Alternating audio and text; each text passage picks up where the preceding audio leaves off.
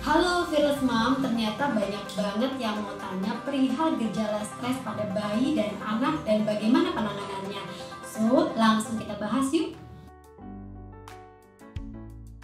Sejak usia bayi, anak sudah mulai bisa merasakan yang namanya stres. Ada banyak hal yang bisa mengakibatkan bayi dan anak mengalami stres. Antara lain, pertama, anak mungkin kebutuhan fisiologisnya belum terpenuhi, kedua, anak sedang sakit, ketiga, anak merasa insecure atau merasa tidak aman dengan perawatan yang dilakukan oleh ibu atau pengasuhnya, kemudian orang tua yang stres atau ibu yang sedang dalam kondisi emosi negatif, ini juga bisa menularkan stres kepada anak. Lalu adanya perubahan-perubahan cuaca yang bisa terjadi, misalnya hujan, panas, dan lain sebagainya.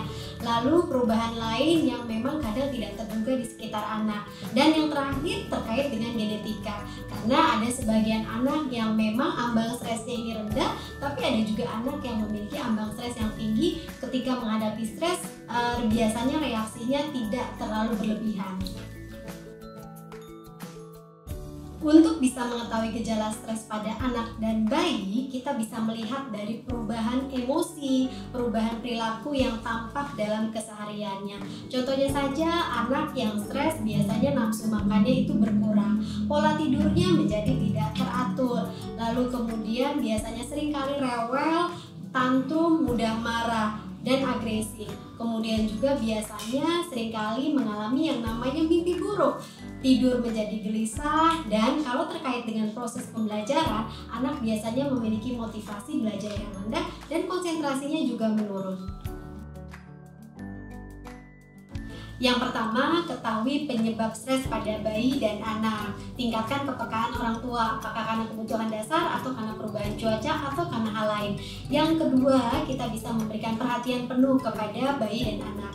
Dan yang ketiga, kita bisa memeluk anak dan melakukan pijatan. Salah satunya adalah dengan menggunakan minyak telon, di mana minyak telon ini mengandung minyak zaitun dan minyak kelapa yang sangat baik sekali untuk melembutkan dan melembabkan kulit bayi, sehingga sangat cocok sekali untuk pijatan pada bayi dan anak.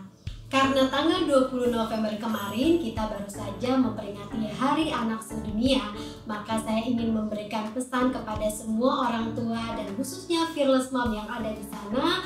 Mari kita berikan hak-hak anak kita, hak kesehatan, hak pendidikan, hak kasih sayang, dan kita jadikan rumah kita sebagai rumah yang aman, rumah nyaman, dan rumah siaga.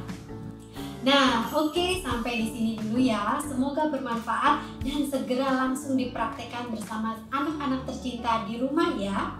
Mau tahu lebih lengkap seputar perkembangan ibu dan anak, silakan follow Facebook dan Instagram @telonlang atau kunjungi website telonlang.com.